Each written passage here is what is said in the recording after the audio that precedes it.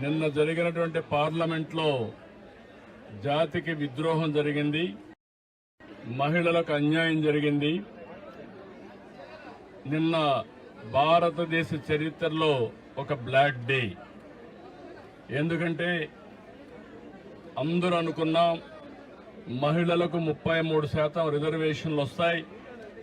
చట్టసభల్లో ఎన్నో రోజుల నుంచి ఇది పెండింగ్లో ఉంది.